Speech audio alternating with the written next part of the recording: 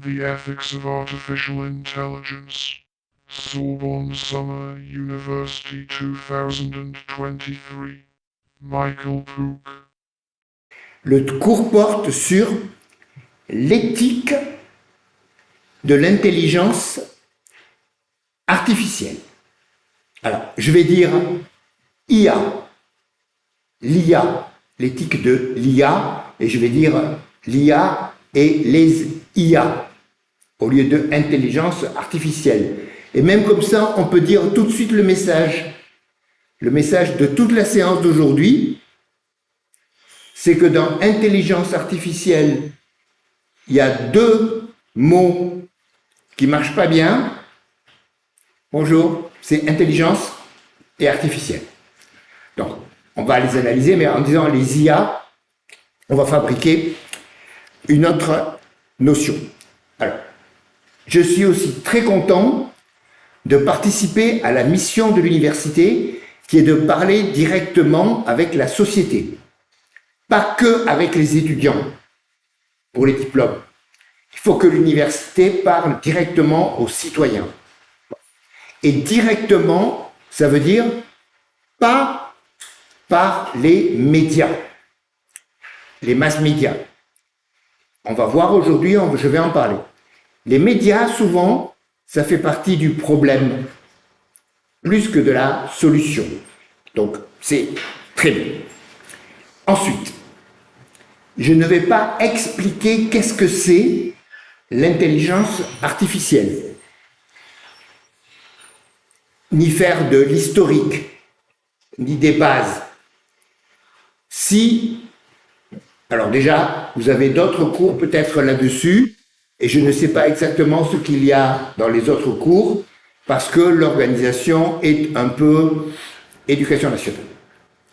Mais si vous avez un bon niveau déjà, vous connaissez beaucoup de choses, eh ben, vous allez pouvoir appliquer aux choses très avancées que vous connaissez ce que je propose, et vous allez voir si ça marche ou pas, vous allez me dire.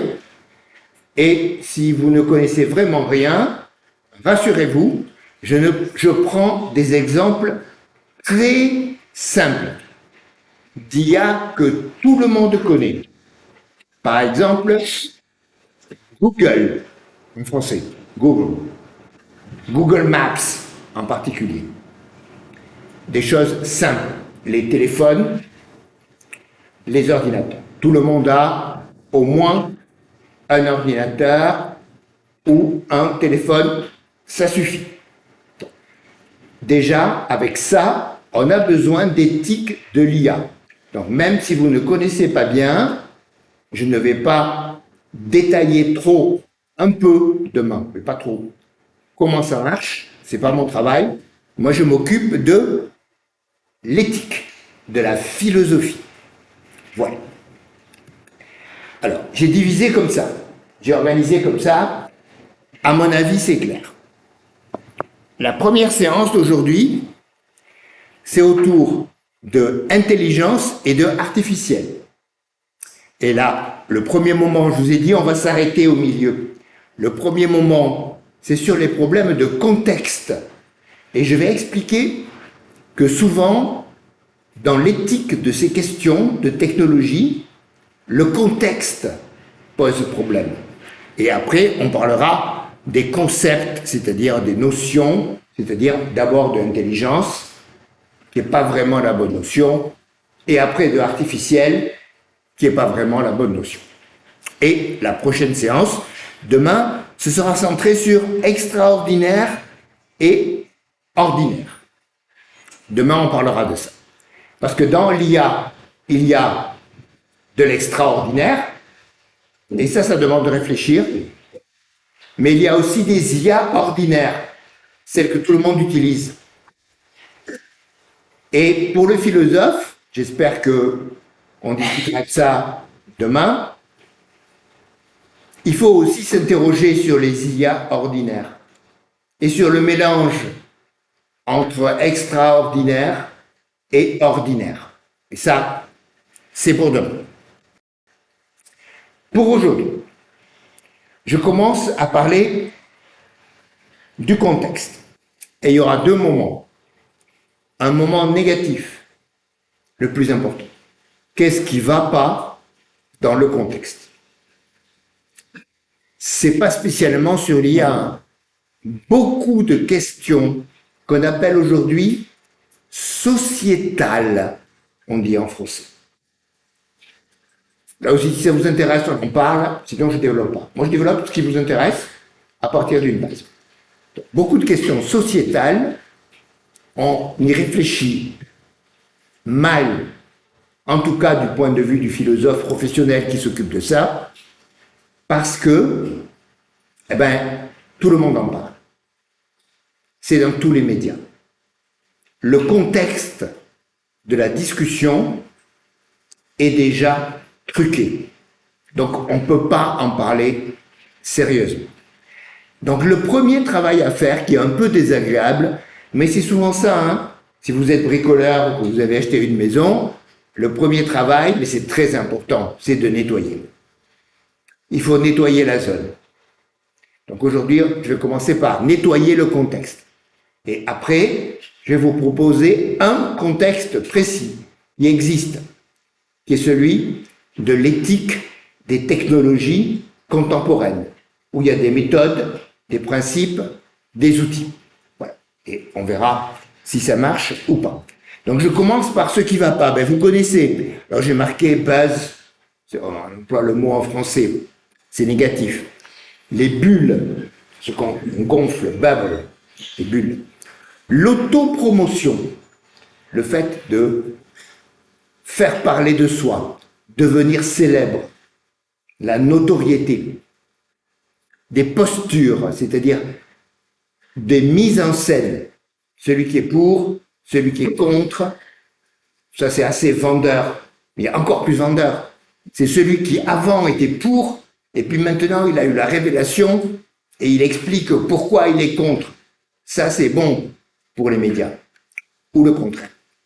Tout ça c'est de la mise en scène. Il y a des gourous. Les gourous, c'est pareil, il y a des gourous partout. Mais dans les IA, il y a beaucoup de gourous, et ils sont bien allumés. Il y a aussi, alors je vais dire des oligarques. Je ne vais pas dire leur nom parce que les médias en parlent tout le temps. Mais oligarque, c'est pas que pour les Russes, hein, c'est un mot d'origine grecque.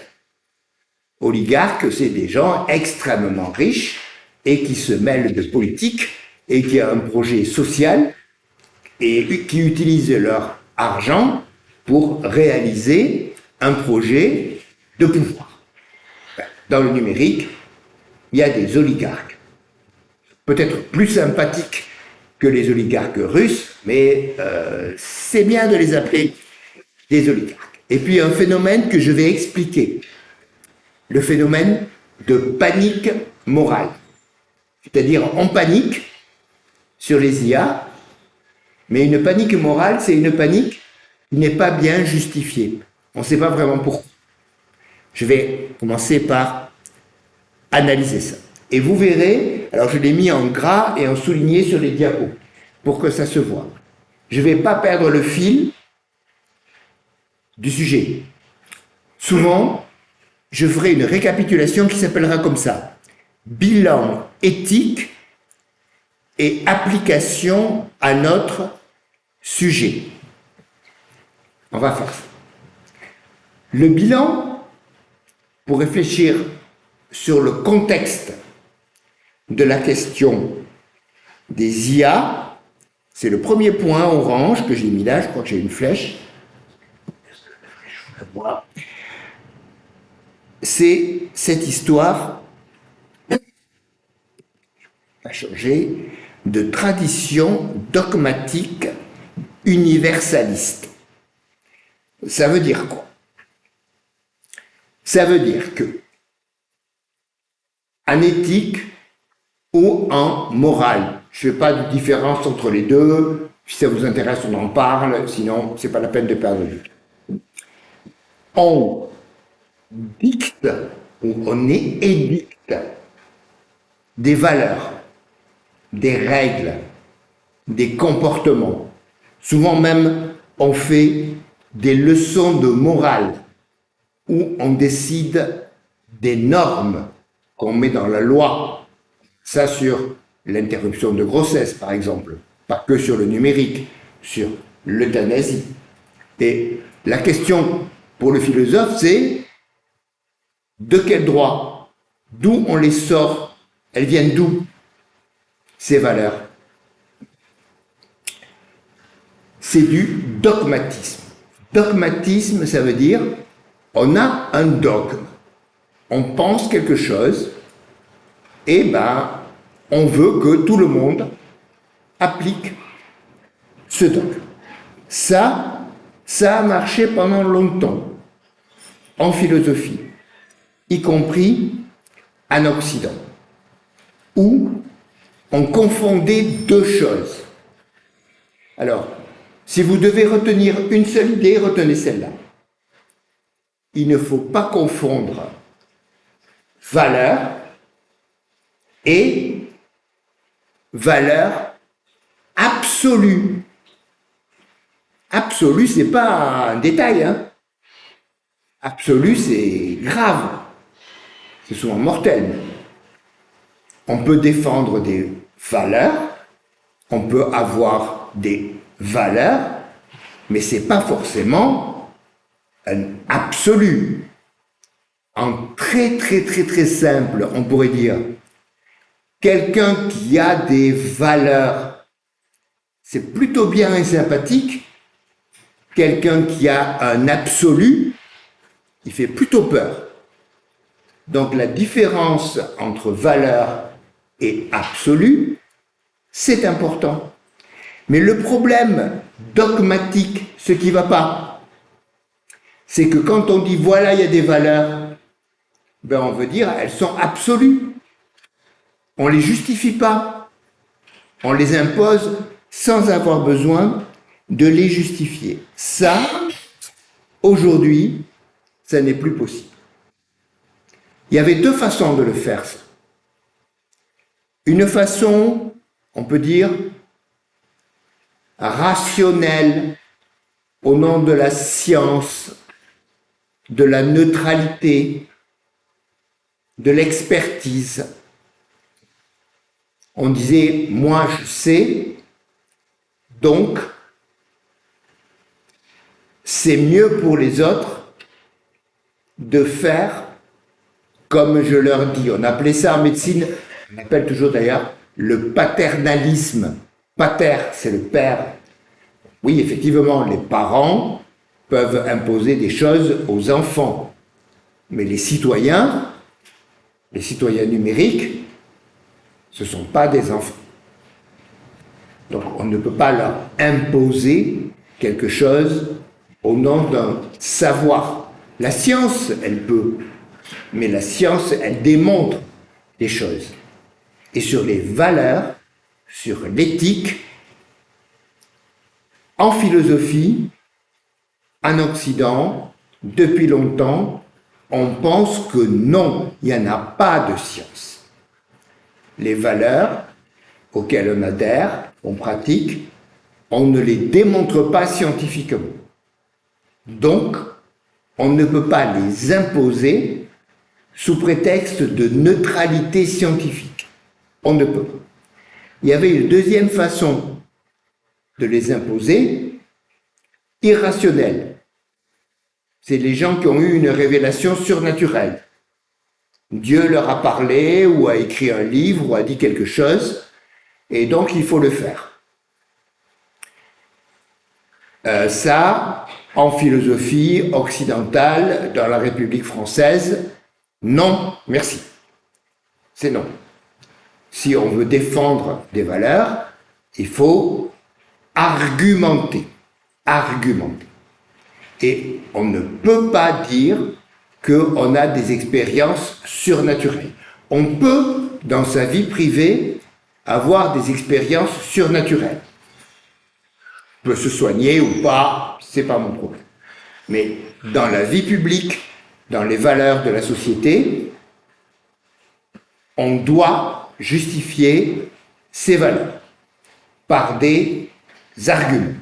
Donc, pas de méthode dogmatique. C'est mon premier point. on ne peut pas donner des valeurs à l'IA, ni parce que scientifiquement on aurait démontré quelque chose, ni parce que il y a une entité surnaturelle qui a dit que ça on peut le faire et ça on peut pas. Ce serait pratique, mais ça marche pas. Mais une fois qu'on a dit ça, il reste la dernière ligne de mon écran. On tombe, si on ne fait pas attention, dans le relativisme. Alors, ça veut dire quoi, relativisme? Ça veut dire, et alors là aussi, c'est bien si vous le retenez, j'aurais gagné ma journée. Quand on dit à chacun ses valeurs, alors si juste on dit à chacun ses valeurs, déjà on a des gros ennuis, mais si en plus on dit à chacun sa vérité, alors là ça va plus. Là on est dans l'antivax, par exemple, ou dans les platistes, les gens qui croient que la Terre est plate, ou autre chose comme ça. Mais contentons-nous de dire on ne peut pas dire. Essayons de dire à chacun ses valeurs. Si on tombe sur une tribu, un peuple qui dit ben nous dans nos valeurs, les femmes sont très inférieures aux hommes, ça doit être des esclaves. Ou alors, je vais tout de suite au plus horrible, une culture qui pratique des mutilations sexuelles ou des sacrifices d'enfants. Là, on vexe personne, parce qu'il n'y en a plus. Les sociétés d'Amérique, avant Christophe Colomb, sacrifiaient des enfants dans des cultes religieux. On peut dire, c'est nos valeurs, ou, ça s'est fait il n'y a pas longtemps, qui tuent les filles à la naissance, parce qu'on veut que des garçons. On veut pas trop de filles. Et on peut dire, c'est nos valeurs. Il n'y a pas de valeur absolue. Nous, quand la famille, le père souvent, ne veut pas une fille de plus, et qu'à la naissance, on voit c'est une fille, eh ben on l'abandonne ou on la tue. Ben, ça, on ne va pas le respecter. Donc sur les IA, ça va être pareil. On va se dire, on ne peut pas, sur l'intelligence artificielle, être relativiste et laisser des gens faire n'importe quoi en disant c'est nos valeurs et les valeurs sont relatives. Donc on est obligé d'avoir ce que j'étais en train de utiliser comme mot, des arguments. Il faut avoir des arguments pour défendre, je préférerais dire proposer des valeurs. Cours d'éthique, je ne sais pas où vous alliez, mais je vous mets au courant, ça consiste à avoir des arguments pour proposer des valeurs. Bon. Les médias ne font pas du tout ça. C'est pas ça qu'il y a dans la conversation actuelle. On n'échange pas des arguments. On est dans, alors je vous ai mis le nom du philosophe au cas où vous vouliez regarder dans Wikipédia d'abord et après dans des livres. Il s'appelle Cornelius Castoriadis. Il publie en français, bien qu'il ne soit pas d'origine française. Il est un peu oublié aujourd'hui, mais c'est un des premiers philosophes qui ont dénoncé les États totalitaires. Et pas seulement les États totalitaires staliniens, par exemple. Il a aussi dénoncé des phénomènes dans les sociétés démocratiques qui sont presque équivalents, qui sont en tout cas dangereux, et notamment celui qu'il appelle insignifiance. Insignifiance, ça veut dire brouiller la conversation, du bruit. Alors en général, j'aime bien dire pour les Français, Cyril Hanouna. Sinon, dans tous les pays du monde, il y a de la télévision poubelle, junk TV, n'importe quoi. Ça, c'est insignifiant. Insignifiant, techniquement, ça veut dire ça n'a pas de valeur, d'importance, et ça n'a pas de sens. C'est le contraire de significant en anglais. Ça n'a pas de valeur, ça n'a pas de sens. C'est le contraire de ce qu'on veut. Et le bilan pour nous, c'est qu'il faut résister à l'insignifiance. Arrêter de répéter tout le temps la même chose. S'arrêter, se poser. Vous allez voir, c'est surprenant quand on va le faire. C'est un peu... On tombe justement, vous allez le voir dès aujourd'hui, sur des problèmes désagréables.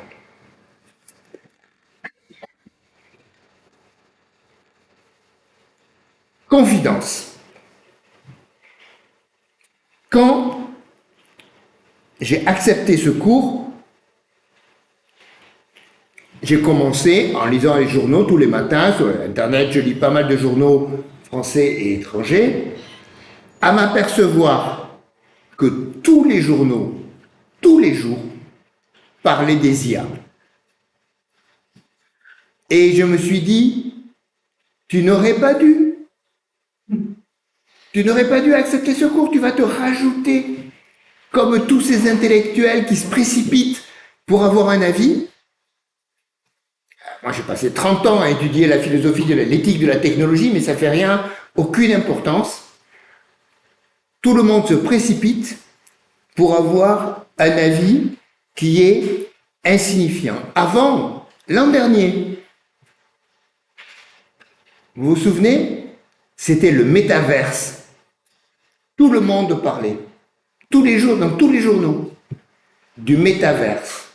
Et depuis, mais ça a plus ou moins ruiné un des oligarques, si vous vous intéressez à l'industrie, et c'est fini, on n'en parle plus, du métaverse.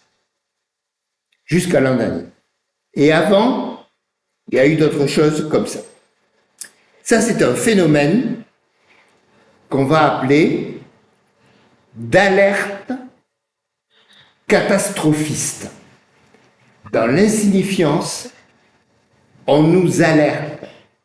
Il y a des alerteurs qui nous disent on va vers la catastrophe. Et là, c'est sûr que vous vous reconnaissez. On va vers la catastrophe écologique. On va vers la catastrophe économique. On va vers la catastrophe politique. Et évidemment, avec les IA, devinez quoi? On va vers la catastrophe. Donc, on a, c'est ce que j'ai appelé tout à l'heure, une posture, une mise en scène alertée sur le fait que les IA préparent une catastrophe. Et pourquoi? Parce que ça marche. Ça marche dans l'insignifiance. Et encore, j'ai dit, tous les jours, dans tous les journaux, on parle des dangers des IA, mais non, c'est plus précis. Tous les jours, dans tous les journaux, depuis quelques mois, on parle de une IA, ChatGPT. Je ne sais pas comment disent les Français, ChatGPT. Tout le monde en parle. Alors déjà, je ne fais pas de sondage, hein, et quand j'en fais, c'est catastrophique. Qui l'a déjà utilisé? Je vous demande pas. Moi, j'ai déjà utilisé, évidemment. Déjà, il y a une grande différence. Quand on l'a utilisé et quand on ne l'a pas utilisé, c'est pas la même chose. Ils voient un peu comment ça marche. Ou pas. La majorité des gens ne l'ont jamais utilisé, surtout les gens qui en ont peur. Le nouveau sujet, c'est ChatGPT. Depuis longtemps, dans le monde des professionnels, on s'intéressait au système qui s'appelle GPT. GPT-3, maintenant on est à GPT-4. Et il y avait une sorte de panique, d'inquiétude sur les anciens GPT, c'est-à-dire des systèmes d'IA qui produisent du langage en ayant assimilé massivement plein de langages. Et ils l'ont trouvé où? Sur Internet. On avait déjà des systèmes comme ça qui assimilent, intègrent, analysent ou sont capables de rechercher très vite, mais ça c'est Google, hein, sont capables de rechercher très vite de l'information sur Internet et de produire un morceau de phrase qui répond bien à la question et auquel pourtant ils ne comprennent rien. Vous en connaissez des systèmes comme ça, il y en a partout. C'est les élèves. C'est ça qu'ils font les élèves. Ils cherchent sur Google, sur Wikipédia, et ils utilisent des morceaux sans avoir besoin de les comprendre. Et ça marche très bien. Donc on l'avait déjà ce problème. On a déjà ce problème. Sauf que ChatGPT, il le fait très vite et très bien. Et quand on l'a utilisé, quand on l'a bien utilisé, quand on sait bien, un peu bien l'utiliser, eh bien on est obligé d'être impressionné, mais ça c'est, on en parlera demain, quelque chose d'extraordinaire, inattendu, à quoi il va falloir s'habituer. Ce qui m'intéresse pour aujourd'hui, c'est que tout le monde en parle et j'ai dit déjà sur les systèmes ça s'appelle des robots conversationnels en français. C'est là qu'on voit la différence entre l'anglais et le français. Anglais, chat, bot. Bot, c'est la fin de robot. Des robots et chat, c'est le verbe discuter, bavarder. Chat, bot en anglais, c'est robot conversationnel en français. That's why we use English. En français, ça fait longtemps qu'on a. Ils ont provoqué déjà une panique morale. J'explique qu'est-ce que ça veut dire panique morale. Ça vient d'un philosophe qui s'appelle Ruben Ogian. Malheureusement, il est mort il y a quelque temps, un peu prématurément. Alors, il publie en français aussi. Il n'est pas d'origine française, mais il travaillait en France et il publiait en français, comme Castoria Dicteur. En France, il y a beaucoup de gens qui ne sont pas d'origine française, mais qui travaillent et qui produisent des choses qui font la gloire de la France. Il faut le remarquer au passage. Ruben Ogian. Il y en a d'autres, hein, mais c'est lui à lire sur la notion de panique morale. J'ai dit rapidement tout à l'heure, ça veut dire tout le monde est affolé. Ça s'appelle en philosophie, on va en avoir besoin. Un consensus. Il y a un consensus. Tout le monde est d'accord. Évidemment, il y en a toujours qui ne sont pas d'accord. Majoritairement, on est d'accord. Un consensus pour paniquer, mais en fait, c'est un consensus négatif. Un consensus pour condamner. Et il y a un seul problème, toujours le même, c'est ça que je suis là, il n'y a pas d'argument.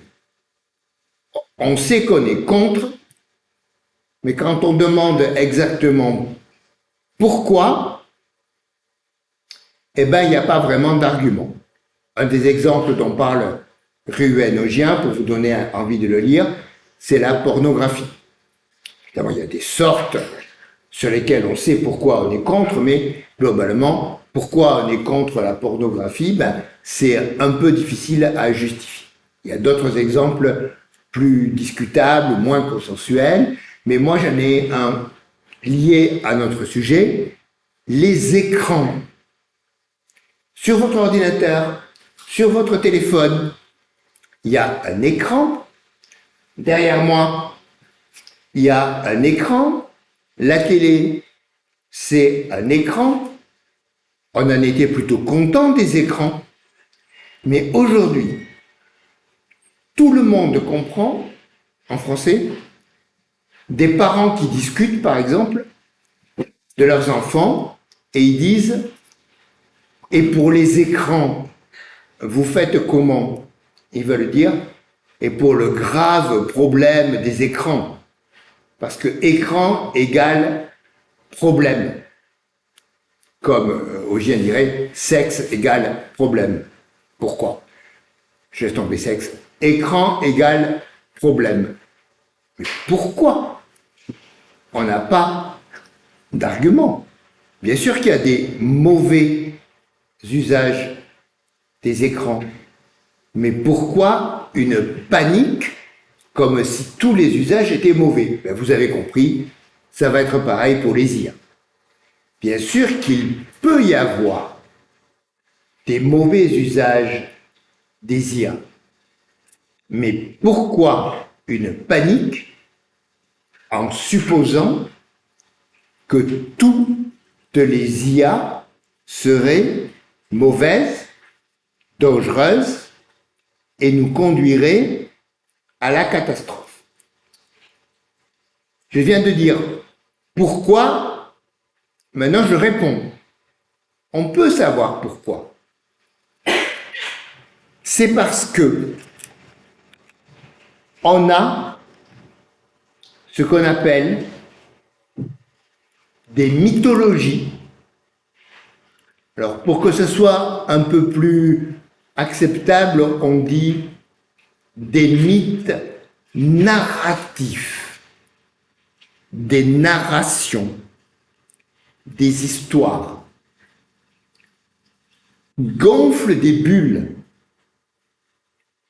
Et vous l'avez sur mon écran, justement, c'est ces bulles qu'il faut dégonfler. Narration, narratif, en français, c'est histoire.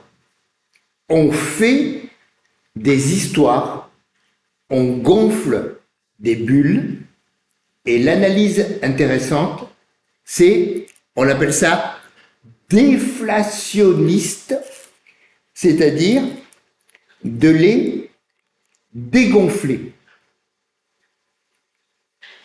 Et il y en a eu des bulles. Il n'y a pas que les écrans et les IA qui ont fabriqué cette mythologie. Je vous en cite quelques-unes. Si vous voulez qu'on en discute tout à l'heure, plutôt, on en discute. Sinon, j'avancerai enfin, on en parlera plus tard si vous voulez. Dans les années 1950, il y avait les armes nucléaires qui allaient détruire le monde très bientôt. Bon, il ne faut pas trop faire le malin parce que ça pourrait encore arriver. Si vous avez regardé Black Mirror, le dernier épisode de Black Mirror, on fait les malins, on croit qu'on a tout compris, et puis à la fin, pouf, guerre nucléaire généralisée.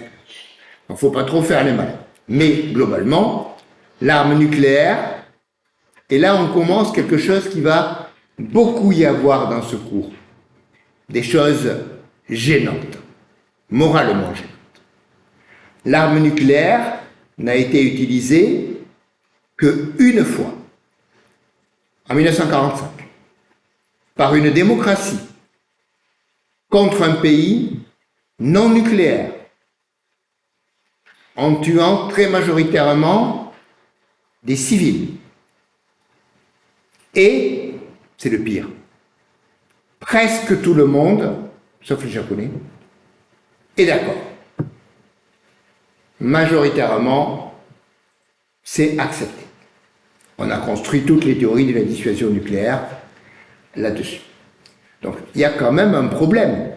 On a gonflé une énorme bulle chez les philosophes. Si vous voulez des références, je vous en donnerai, sur le nucléaire va détruire l'humanité très bientôt, dans les années 50, c'est-à-dire ça fait peut-être 70 ans. C'était une bulle. Après, dans les années 60, je fais que tous les 10 ans, il y a eu la pollution. Dans les années 60, il a commencé à y avoir des rapports et des livres par centaines disant que la pollution allait détruire la vie sur Terre dans pas trop longtemps. Peut-être pareil. Ne faisons pas trop les malins. Peut-être ça va arriver. Mais la bulle, pour une partie des gens, est quand même dégonflée. On est passé à autre chose. Le climat. Le climat va provoquer une catastrophe dans pas trop longtemps. Est-ce que c'est pareil ou pas? À chacun de voir. Mais avant, il y en a d'autres. Il y a les OGM, les organismes génétiquement modifiés, GMO en anglais. Ils devaient se répandre partout et provoquer des accidents, et on a fait ce qu'on appelle un moratoire. On a interdit les recherches sur les OGM parce que c'était trop dangereux. Dans une petite ville de Californie qui s'appelle Asilomar. Ça s'écrit comme ça se prononce, A-S-I. Et aujourd'hui, il y a des principes d'Asilomar appliqués à l'IA. Ils sont allés au même endroit pour proposer exactement la même chose, mais vous remplacez OGM par IA. Qu'on arrête les recherches sur les IA parce que c'est trop dangereux et qu'il y ait un moratoire. Et ce moratoire a été signé par notamment, c'était un moratoire de 6 mois qu'ils ont proposé par Asilomar, le dernier moratoire proposé, un moratoire de 6 mois signé par tous les oligarques dont l'entreprise fait des IA mais a pris 6 mois de retard sur les autres. Ils veulent qu'on arrête tout pendant 6 mois, évidemment parce que ça les a.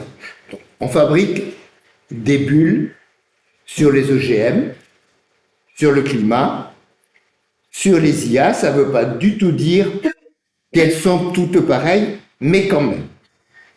Je vous donne une seule référence. Si vous êtes français, vous avez forcément entendu parler de lui. C'est le best-seller des derniers mois. Jean-Marc Jancovici, sur le climat. Jean-Marc Jancovici, il a publié avec Alain Grandjean, mais bon, il y avait 2 auteurs, un livre qui s'appelle, j'adore, C'est maintenant, c'est le titre ça, point d'exclamation, 3 ans pour sauver le monde. Il l'a publié en 2009. 2009. Je vous laisse faire le calcul. On est en 2023. Alors, première question. Qu'est-ce qu'on dit quand, en 2009, on a dit « Attention, on n'a plus que 3 ans pour sauver le monde ». En 2023, qu'est-ce qu'on dit? Est-ce qu'on dit « Ben, j'en ai peur. Attention, on n'a plus que 3 ans pour sauver le monde ». Ou de quoi on a l'air? Mais ce n'est pas les bonnes questions. Les bonnes questions, c'est est-ce qu'on a vendu beaucoup de livres? Oui. Est-ce qu'on est beaucoup passé à la télé? Oui. Est-ce que tout le monde en parle? Oui. Est-ce que l'éditeur est content? Oui. Tout le monde est content. C'est ça l'insignifiance qui truque les questions. Quand on dit aux gens, bientôt il n'y aura plus de ski parce qu'il n'y aura plus de neige. Quand on dit aux gens, bientôt il n'y aura plus d'été ou plus d'hiver, etc., etc. Et qu'ils voient bien 10 ans, 20 ans, 30 ans après, que oui, il y a des choses qui se passent, mais pas ça, on se décrédibilise. Donc on a exactement ce problème et il faut dégonfler les bulles, d'où méthode déflationniste. Ça vient de ce qu'on appelle la technophobie. Les IA ont affaire à la technophobie, je vais dire des intellectuels, mais tout le monde est un peu intellectuel. Qu'est-ce que ça veut dire technophobe? Bon, c'est du grec, mais transparent. Phobe, ça veut dire qu'ils ont peur, qui a peur de la technique ou de la technologie. Et je vous propose un petit jeu. Il y a plein de petits jeux dans mon monde, tous désespérants. C'est de repérer la phrase « Je ne suis pas technophobe, virgule, mais ». C'est exactement comme la phrase « Je ne suis pas raciste, mais ». Eh bien, ça veut dire le contraire de ce que ça veut dire. Personne ne veut être technophobe. Mais, justement, sans le faire exprès, on l'est de la mauvaise façon. Quand on parle des écrans comme un problème, on est technophobe. Quand on emploie le mot algorithme comme si ça voulait dire bombe nucléaire, on est technophobe. Et ainsi de suite. Bon, il y a une meilleure définition, beaucoup plus intéressante. Technophobe, ça veut dire ceux qui voient d'abord ou ceux qui priorisent les dangers et les risques d'une technologie ou d'une nouvelle technologie.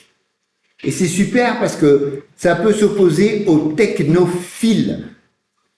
Et le technophile, c'est celui qui voit d'abord ou qui priorise les bénéfices, ce qu'il peut y avoir de positif dans une nouvelle technologie. Et ça, c'est pas forcément stupide. Il faut juste voir. Quand on entend parler d'une nouvelle application téléphonique, d'une nouvelle IA, des voitures autonomes, d'une nouvelle technologie en général, est-ce qu'on a tendance à prioriser ce que ça peut avoir de dangereux, ou est-ce qu'on a tendance à prioriser ce que ça peut avoir de bénéfique, bienfaisant? Et je vais proposer quelque chose de mieux là-dessus dans un instant. Donc, on essaye de ne pas être stupidement technophobe, mais ça, chez les intellectuels, c'est difficile. Parce que dans les sciences humaines, notamment, on s'est spécialisé dans ce qu'on appelle les biais ou les préjugés, à tel point qu'on se moque des sciences humaines avec ce que j'ai mis sur mon écran, la biaisologie.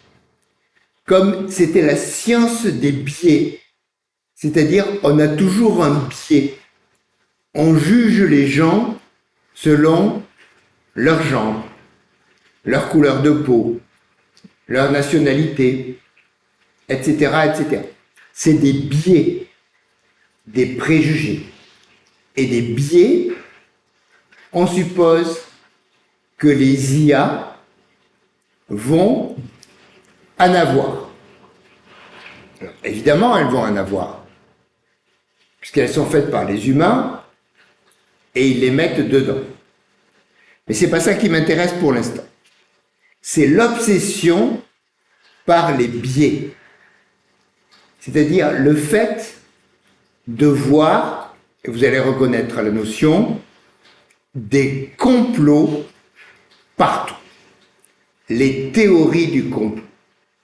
Le complotisme.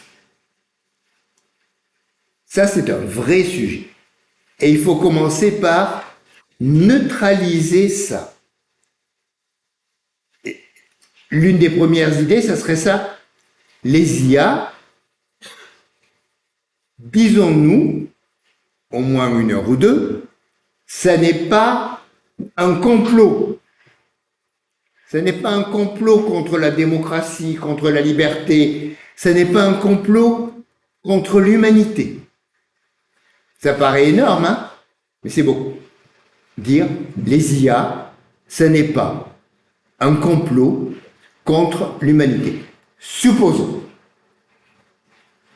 Et vous êtes un peu gêné, j'espère, par le fait que majoritairement, non, on est d'accord pour dire les IA, c'est une sorte de complot contre l'humanité qui est dangereux.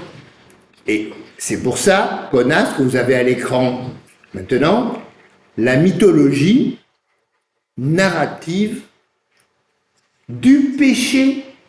L'origine de tout ce que je viens de dire, c'est dans les religions. Alors il y a une partie noble, avant d'en venir aux religions, une partie littéraire. C'est le fameux Frankenstein. Frankenstein, ça fait partie des livres dont tout le monde parle sans les avoir lus. Donc, première chose à faire, c'est gratuit sur Internet, Frankenstein, vous le lisez. Moi, j'applique un principe très simple, on parle des livres qu'on a lus. Quand on n'a pas lu, on en parle. Frankenstein, ça a été écrit par Mary Shelley, qui est lié au poète romantique Shelley. C'est un texte romantique. Déjà, Frankenstein, c'est pas la créature. Frankenstein, c'est le scientifique qui crée une créature artificielle, scientifiquement. On appelait ça un golem avant, un golem en Europe centrale. Aujourd'hui, on appelle ça une IA. Voilà. Frankenstein crée une entité humaine vivante qui, évidemment, devinez quoi, se révolte. Et ça, c'est la mythologie narrative de la religion. Dieu crée, et les humains, qu'est-ce qu'ils font? Devinez quoi? Ils se révoltent. C'est la mythologie narrative de tous les scénarios de science-fiction. Les humains créent une super intelligence, et devinez quoi? Elles se révoltent. Ils créent des robots super intelligents et super utiles, et devinez quoi? Ils se révoltent. Cette théorie, on peut se demander, mais c'est vrai, c'est une obsession. Ben, si on veut, mais on sait d'où ça vient. On sait pourquoi les IA sont considérées d'office, alors via Mary Shelley, on pourrait dire comme des Frankenbrain, des cerveaux, brain. À partir de Frankenstein, on a inventé la Frankenfood, la nourriture chimique, mauvaise, artificielle. Mais on peut inventer un Frankenbrain, un cerveau monstrueux qui aurait été fabriqué par des savants fous et qui se retournerait, devinez quoi, il se révolte, contre l'humanité. On pense l'IA comme un Frankenbrain, pas parce qu'on a lu Mary Shelley, mais parce qu'on est dans un modèle religieux qui est celui du péché. Pourquoi on est dans ce modèle Alors, on dit en philosophie aujourd'hui les religions abrahamiques. Abrahamique, ça veut dire toutes les religions qui viennent d'Abraham. C'est-à-dire, par ordre chronologique, le judaïsme, les juifs, le christianisme, les chrétiens, toutes les sortes, qui est l'Ancien Testament, et l'islam. L'islam. Donc, en disant abrahamique, c'est très académique et j'adore, on ne tape sur aucune religion en particulier, mais on tape sur tout en même temps, en fait. Donc, dans les religions abrahamiques, l'humain est coupable. Il a été créé par Dieu et devinez quoi? Il s'est révolté contre Dieu. Donc il est coupable et il doit être puni. Vous reconnaissez l'histoire en changeant les personnages. Les humains ont créé l'Ésaïe. Mais comme les humains sont coupables, ils vont être punis. Cette phrase s'applique partout. Et en l'occurrence, éventuellement punis par l'Ésaïe elle-même, si elles sont assez puissantes pour le faire. Ce qui est important là-dedans, c'est la culpabilité. Pourquoi la culpabilité est importante en morale? Si vous avez fait de la philo, vous avez vu ça chez le philosophe allemand qui s'appelle Nietzsche. T-Z-S-C-H. C'est horrible. T-Z-S-C-H. Friedrich Nietzsche. Difficile à lire, mais c'est lui qui a expliqué. Et puis après, tous les psychologues se sont appuyés là-dessus.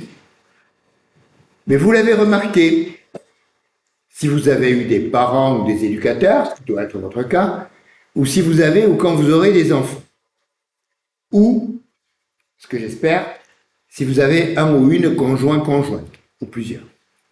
La manière la plus pratique de manipuler, pour manipuler quelqu'un, on peut le menacer, on peut lui dire tu le fais ou je te tape, il faut plus fort que lui, ou autre.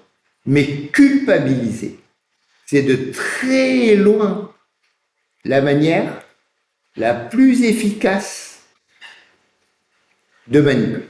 Tous les enfants essaient de faire culpabiliser les parents en disant ouin, les autres ils ont des baskets de marque ou un sac à dos Eastpak et moi j'en ai pas et c'est la honte et c'est votre faute et les parents culpabilisent de ne pas être assez riches, de ne pas dépenser et ça marche très très bien. Culpabiliser, c'est la façon qui marche le mieux de manipuler. Et Nietzsche explique très bien, c'est pour ça que les religions l'utilisent systématiquement. D'où mon horrible soupçon systématique. Les IA, pourquoi on essaie de nous faire culpabiliser dessus? Les écrans, pourquoi on essaie de faire culpabiliser les gens? Et ainsi de suite. Culpabilité, culpabilisation, dans les théories abrahamiques et la théorie du péché, c'est pour ça que ça marche, parce qu'on baigne dedans. Notre psychologie est structurée par ça. Et malheureusement pour moi et pour vous dans ce cours, ça s'applique aux IA. À partir de là, et avant de se reposer, on peut, des éléments positifs de contexte. On peut faire autrement et mieux. On peut partir d'ailleurs, appliquer d'autres principes, pas se laisser entraîner à répéter tout le temps la même chose. Le énième article pour dire que les IA nous mènent à la catastrophe et que nous devons nous sentir coupables d'avoir créé ou d'utiliser, d'améliorer ça, ça sert à rien. Qu'est-ce qu'on peut faire d'autre? Anéthique appliquée. Donc déjà, que veut dire éthique? J'ai découvert, au début, je fais pas mal d'interventions en entreprise, et un jour, j'ai eu une révélation. Quelqu'un m'a dit, mais nous, notre entreprise, elle n'a pas besoin d'éthique parce qu'on fait rien de mal. Ça veut dire qu'il pensait que éthique, ça ne s'occupe que des gens qui font du mal. L'éthique, c'est aller voir les gens qui font quelque chose de mal et leur dire de ne pas le faire. Bon, ça peut marcher, mais c'est pas une activité très gratifiante à mon avis. C'est pas du tout ça. L'éthique ne s'occupe pas que du mal, et c'est pas pour dire aux gens non, mais c'est mal, arrêtez de le faire, c'est mal, parce qu'ils seraient pas au courant. Ça sert un peu à rien de faire ça, vous pouvez l'appliquer aux fumeurs, ou à Poutine, ou à ce que vous voulez. Ça sert à rien d'aller les voir pour leur dire il faut arrêter parce que c'est mal. Ça marche pas. L'éthique fait autre chose. Quoi? Elle s'occupe, il y a deux notions. Je vais avoir besoin des deux. Et je vais les souligner à l'oral ou à l'écrit, on verra. Elle s'occupe des valeurs, vous l'avez sur l'écran, et elle s'occupe des comportements. Valeurs, j'en ai assez parlé. Comportement, j'y reviendrai souvent, mais je repars le terrain maintenant, ça veut dire des actions. Qu'est-ce qu'on fait? Et alors, vous avez peut-être remarqué, et si vous vous y intéressez, vous verrez, c'est très désagréable et tout le monde va vous détester, la différence entre les actions et les discours. Bon, dans l'amour, la vie de couple et tout, ça se voit, mais j'en parle pas. Je prends des exemples plus simples. Il y a des gens, c'est vrai, je l'ai vu, je l'ai observé. Ils roulent sur une autoroute avec, derrière leur voiture, un autocollant non aux autoroutes. Il leur manque une case. S'il y a des autoroutes, c'est parce que les gens les prennent. Mais prendre l'autoroute, c'est une action. Qu'est-ce que vous pensez du militant qui dit, militant parisien, qui dit, si tu veux ce week-end, on descend par l'autoroute à Toulouse pour manifester contre l'autoroute entre Castres et Toulouse, région que je connais. Parce que par l'autoroute, on y est vite, c'est pratique. On va prendre l'autoroute pour aller manifester contre une autoroute. Si là, on ne voit pas le problème, et je crois qu'il y a des gens qui ne voient pas c'est pas la peine d'aller. Il faut s'occuper des actions, des comportements. Et parmi les actions, il y en a un genre particulièrement intéressant. Les non-actions. Je ne sais pas s'il y a des Chinois parmi vous ou des gens qui connaissent la philosophie chinoise. Je vais beaucoup l'utiliser. Wu Wei, chinois, la non-action taoïste. Par exemple, vous êtes contre Facebook. Tout le monde est contre Facebook. Tout le monde est contre TikTok. Peut-être contre Instagram. Vous pouvez parler, il y a énormément de discours. Mais est-ce que vous l'avez sur votre téléphone?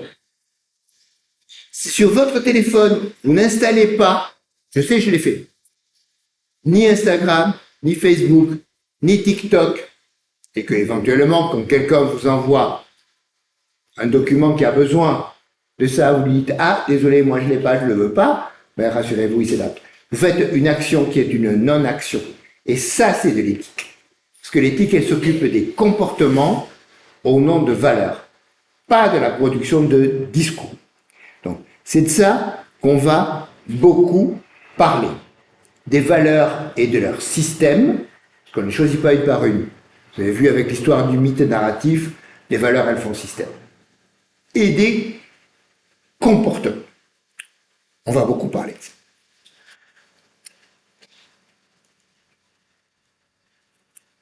Je rajoute un complément. Pour que les modèles marchent, j'aurai besoin de 2 niveaux. Et dans ce que j'ai dit d'ailleurs, ça y est déjà. Le niveau individuel et le niveau collectif. Il faut améliorer nos outils pour réfléchir là-dessus. Quelle est l'articulation entre le niveau individuel et le niveau collectif? Là aussi, une anecdote. Il y a très longtemps, dans les années 90, je parlais de développement durable, de choses comme ça. Je fais une conférence avec des gens grand public, je parle des fruits qu'on produit hors saison, par exemple des tomates qu'on achète en hiver. En hiver, elles ne poussent pas les tomates ici, elles sont faites sous serre, des serres chauffées, éclairées, où elles sont importées. Alors pour les tomates, je ne suis pas sûr qu'on les importe en avion, mais bref. Et puis il y a quelqu'un dans la salle qui s'énerve, il pique, une personne un peu âgée, il pique une grosse crise, il s'énerve, il dit « Moi je ne supporte pas les gens qui achètent au marché des tomates en hiver, etc. etc. » Bon, il s'énerve, et au bout de 3 minutes, je lui demande « Mais vous, monsieur, vous personnellement, en hiver, vous n'en achetez jamais des tomates ?»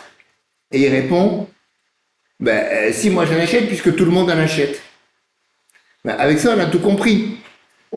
Dans la queue en train d'acheter des tomates en hiver, dans la queue en train de prendre l'avion low cost pour aller à Djerba, dans la queue à la pompe à essence pour mettre du diesel dans son 4x4, tout ce que vous voulez.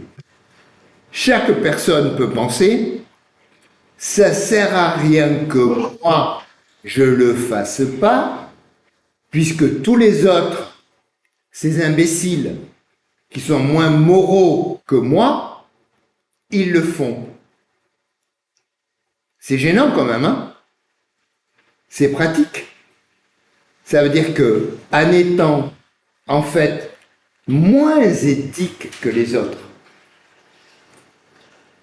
en se prétend plus moral que les autres, on leur donne des leçons, on fait même un scandale, alors qu'on fait la même chose que les autres. Alors ça, c'est en train de changer, je peux vous dire, chez les jeunes. Le fait de prendre l'avion, d'être végétarien, de prendre l'autoroute, etc. Heureusement, c'est en train de changer. Bon, déjà, personnellement, ça fait 30 ans que je m'énerve là-dessus, donc bon, si ça commence à changer, je vais pas me plaindre. Mais il faut quand même faire très attention. Sur les IA, ne nous intéressons pas du tout, plus du tout, à qu'est-ce qu'on raconte. Ça ne sert à rien. Ça nous empêche de réfléchir. Intéressons-nous à qu'est-ce qu'on fait. Comment vous avez fait pour venir ici? Vous avez utilisé Google Maps, peut-être. Si vous n'êtes pas français, comment vous avez fait pour venir en France, pour réserver votre vol, votre hôtel? Vous avez utilisé des sites qui utilisent des IA. Si vous voulez, vous pouvez parler contre. Mais on s'en fout. Et les oligarques du numérique, ils s'en foutent. Surtout si vous faites des posts sur Instagram, contre Instagram, ou si vous avez un compte TikTok, anti-TikTok. Ça, c'est génial, TikTok est très content. Ou si vous passez à la télé, j'ai déjà vu ça quand j'étais jeune, il y a très très longtemps, dans les années 70. Des gens qui vont à la télé pour dire du mal de la télé. Parce que c'est comme ça qu'on passe à la télé. C'est en disant du mal à la télé, de la télé. Là, vous voyez le problème. C'est l'action qui concerne l'éthique. C'est pas le discours. Mais surtout, attention d'urgence prioritairement au discours qui cautionne, qui justifie le contraire de la valeur qu'on prétend défendre. Attention à la contre-productivité. Jean-Paul. Donc, comment on fait? Premièrement, on fait attention à, en philosophie et en éthique des technologies, un phénomène qui existe déjà, quelque chose qu'on fait. dans nos actions qui fait consensus et qui s'appelle la délégation éthique vers les objets. C'est un sociologue et philosophe français ultra célèbre dans le monde, qui s'appelle Bruno Latour. On en a beaucoup parlé ces temps-ci. Bruno Latour, qui est basé à Paris, qui a inventé ça. Il prend plein d'exemples. Son exemple qui marche le mieux peut-être, c'est ce qu'on appelle les ralentisseurs sur les routes, ou avant on disait les dos d'âne, bumper sur une route.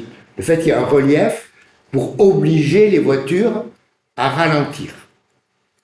Moralement, on voudrait que les gens ralentissent. On leur a dit que c'est limiter la vitesse, qu'il y a une école. Mais si on fait un truc avec des pavés de 20 cm qui va faire beaucoup de bruit et les secouer, eh ben, ils vont ralentir. Ils vont passer doucement pour ne pas abîmer leur voiture. On a délégué, et en français, alors il y a des équivalents dans d'autres langues. Vous devez avoir quand même des bons francophones parmi vous. On appelait ça avant les gendarmes couchés. Ça s'appelait les gendarmes couchés. En anglais, comme lying policeman. Un gendarme, un policier, comme s'il était couché sur la route. Évidemment, on ne l'écraserait pas, mais ça a la même fonction qu'un policier qui dit de ralentir, sauf qu'on a délégué à un objet. Et il y a plein d'objets comme ça, nous dit Latour, et nous disent tous les sociologues après Latour. Dans la voiture est pleine de délégations éthiques. Quand on n'attache pas sa ceinture de sécurité, ça fait pip, pip, pip, ou alors on ne peut pas démarrer. Ou s'il y a une portière qui est mal fermée, pas démarrer. Puis il y a plein d'autres choses comme ça. On a délégué la moralité, attacher sa ceinture. Il y a aussi des limitateurs de vitesse sur les voitures de haut de gamme. On peut programmer la voiture pour qu'elle ne dépasse pas 80, 110 km/h. On délègue la moralité à des objets parce que c'est plus facile. Et ma question, évidemment, est-ce que c'est mal? Est-ce que c'est mal? Est-ce que c'est moralement mal? Est-ce qu'on ferait mieux de faire appel à la moralité des gens? Si on veut, dans le discours, on peut dire oui, ce serait mieux que les gens soient moraux.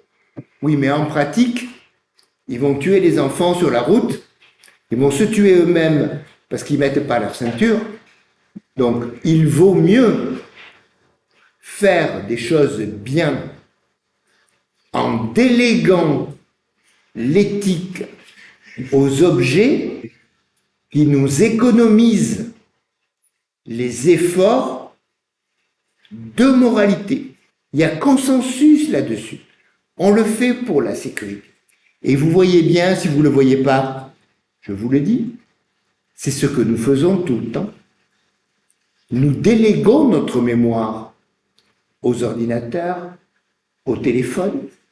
Nous déléguons beaucoup de choses aux voitures, au numérique, et il y a des choses que nous déléguons et que nous allons déléguer aux IA. Est-ce qu'on pourrait dire, j'ai tous mes numéros de téléphone enregistrés dans mon portable, mais ce serait plus moral si j'avais travaillé ma mémoire pour les apprendre par cœur?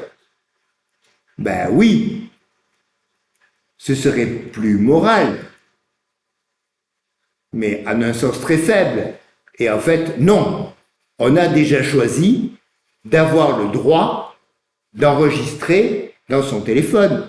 Et de la même manière, quand on rentre chez soi, qu'on est fatigué, qu'on a faim, qu'on prend un plat surgelé, qu'on le réchauffe au micro-ondes et qu'on mange bien, est-ce que quelqu'un peut dire « ce serait plus moral si tu achetais des produits frais et que tu passes 3 heures à cuisiner ?»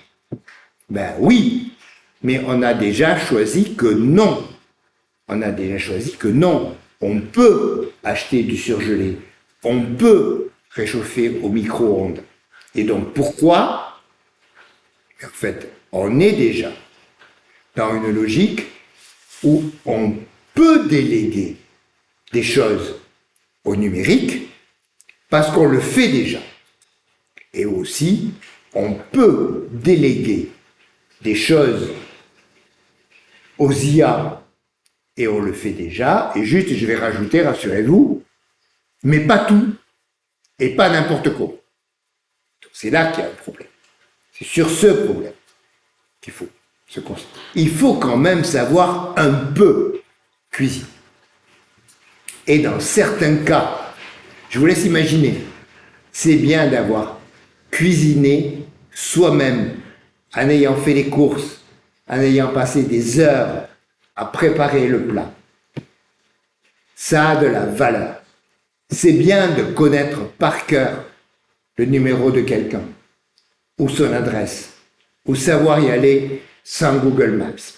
Ça a du sens, ça a de la valeur, c'est humain. Et c'est là-dessus, évidemment, qu'il va falloir se concentrer. Donc, nous acceptons le principe de déléguer la morale à des hommes égés, mais pas n'importe quoi. Et il me reste 5 minutes. Je vous propose, et vous aurez le temps de réfléchir pendant la pause, 2 outils. Je me suis limité à 2 outils qui viennent de l'éthique de la technologie. Vous allez pouvoir, le premier, le documenter facilement. On l'appelle la loi de Kranzberg. Alors, peu importe Kranzberg, si vous voulez, vous pouvez vous documenter, il y a d'autres lois. Il n'y a que ça qui est intéressant. C'est génial. C'est le B.A.B.A. Si vous n'avez pas ça, c'est le niveau 0. Ça dit une technologie. Si vous voulez, on peut dire une technologie nouvelle. On va appliquer aussi. N'est en elle-même ni bonne, ni mauvaise, jusque-là, ni neutre. C'est ça qui est génial. C'est ni neutre. Je vais expliquer. Et une deuxième loi ou principe, que je n'ose pas appeler le principe de Puech, qui est le principe d'ambivalence entre le service et le contrôle. C'est tout. Je vais expliquer ces deux. Premièrement, une technologie n'est en elle-même ni bonne, ni mauvaise, ni neutre. Exemple. Le couteau. C'est une technique, c'est pas naturel un couteau. Le couteau en bambou ou en pierre, dans une civilisation primitive. Ou la hache. C'est bien ou c'est mal? C'est bien si on s'en sert pour couper la viande. Ça a été très utile, les pierres tranchantes. On ne serait pas là sinon.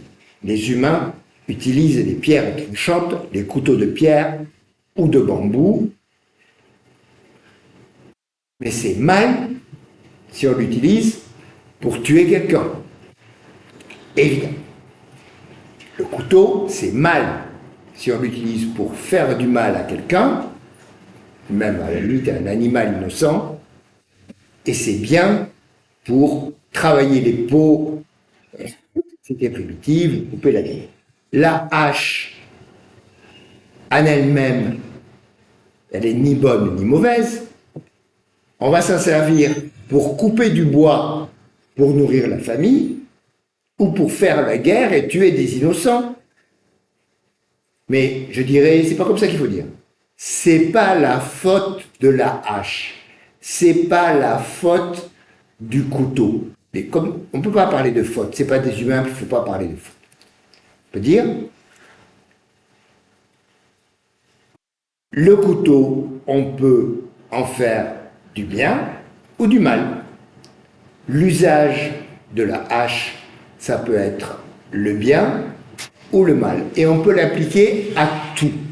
Évidemment aux IA, mais aussi à d'autres choses. On peut prendre l'exemple que vous voulez. Ça marche toujours. Mais ce n'est pas ça qui est génial. Ce qui est génial, c'est ni neutre. Ni neutre, ça veut dire, ça m'amène à la deuxième idée, il y a une puissance. Quand on a un couteau très aiguisé, on peut tuer quelqu'un de plus fort que soi. On a une puissance. On peut se servir en bien ou en mal d'une puissance. Donc ce n'est pas neutre. Quand on est dans une cuisine où il y a des couteaux et des hachoirs, ce n'est pas neutre. Il y a un potentiel de danger, comme si on avait une arme à feu. Alors si vous voulez, je ne le pense pas, mais supposons. Les gens qui sont favorables aux armes à feu dans certains États des États-Unis, ils ont un slogan qui est Guns don't kill people. Les armes à feu ne tuent pas les gens. People kill people. Ce sont les gens qui tuent des gens. Donc, l'arme à feu, par exemple, du policier qui va tirer sur quelqu'un en train de commettre un massacre dans une école, c'est une bonne chose qu'il ait une arme et qu'il tire bien, évidemment. L'arme à feu pour chasser et nourrir sa famille, c'est très bien. Donc, en un sens, l'arme à feu, elle est un potentiel qui n'est pas neutre. Ça veut dire quoi, pas neutre? Ça veut dire que dans certains États des États-Unis, surtout le Sud-Ouest, où les gens sont armés, il y a même des États et des comtés où il y a une loi qui s'appelle open carry, où on peut porter une arme à feu apparente. Les gens se promènent dans la rue avec revolver, pistolet apparent à la ceinture ou en portant une arme à feu. Où on sait que tout le monde en a dans sa voiture. J'aime bien cet exemple. On sait que dans cet état, tout le monde a une arme à feu. Dans sa voiture, dans la boîte à gants ou sur le siège passager. Quand on cherche une place sur le parking, le samedi, au supermarché, ça n'est pas neutre. Ça n'est pas neutre. On ne va pas se disputer de la même manière que dans un pays où personne n'a d'arme à feu. Ben, de la même manière. L'existence de la puissance technologique, elle fait qu'on n'est pas dans un contexte neutre. Le fait qu'il y a des armes nucléaires, ça n'est pas neutre. Et c'est plus important que de savoir que c'est bien ou que c'est mal. On va toujours pouvoir dire, quand c'est utilisé par des gens bien, c'est bien, par des gens mauvais, c'est mauvais. Non, ce qu'il faut dire, c'est pas neutre. Donc il faut de l'éthique. Et ce sur quoi je vous suggère de réfléchir sur cette première idée, c'est est-ce qu'on peut essayer d'inventer le couteau qui coupe la viande, mais pas la gorge de sa femme ou des mécréants ou des gens qu'on voudrait tuer? Est-ce qu'on peut inventer le fusil qui ne tire que sur les méchants? Quand on veut tirer sur un gentil, il ne tire pas. Ben, on peut essayer, hein? On y arrivera. Et souvent, c'est ça qu'on essaie de faire. On veut essayer d'inventer l'IA qui ne pourrait faire que du bien. C'est comme inventer le fusil qui ne pourrait tirer que sur les méchants, pas sur les gentils. Donc, c'est pas la bonne. Et ma deuxième idée, je termine là. Chaque fois qu'il y a un service, il y a un potentiel de contrôle. C'est pour ça que quand vous acceptez le service Google Maps, vous acceptez un potentiel contrôle par Google. Pour ceux qui ont fait beaucoup de philo, ça s'appelle la dialectique du maître et de l'esclave chez Hegel. Bon, je ne vais pas vous embêter avec ça. Je préfère plus simple, l'ambivalence service-contrôle. On ne veut pas de contrôle, mais on veut des services. Et il y a des services qui ne vont pas sans contrôle. Et je vous laisse réfléchir à l'idée suivante. Est-ce qu'on peut dire, je veux que Google Maps sache toujours... Non, je me suis trompé, je recommence. Est-ce qu'on peut dire, je veux que Google Maps me dise toujours où je suis, surtout quand je suis perdu dans un autre pays. Je veux que Google Maps sache, non, je veux que Google Maps me dise toujours où je suis, et on l'a tous utilisé, mais je ne veux pas qu'il le sache. C'est absurde. C'est absurde. Google Maps peut me dire où je suis, mais pour ça, il faut qu'il le sache. Son potentiel de service, c'est un potentiel de contrôle. Et j'ai 12 ans, je lis un livre en anglais. Je veux savoir ce que ça veut dire to fuck. Je tape dans Google to fuck. Et je veux que Google me traduise en français ce que veut dire fuck. Mais je ne veux pas que Google le sache. Ben non. Google le sait. Et mes parents vont pouvoir regarder mes requêtes ou demander à Google mes requêtes. Et ça va être pareil pour d'autres choses. C'est-à-dire, tout ce que nous demandons comme service à Google, à Amazon, à nos téléphones et aux IA, nous devons accepter que leur puissance de service n'est pas neutre, c'est à mon écran, qu'elle est aussi un potentiel de contrôle. Sinon, il faut se passer du service, si c'est encore possible.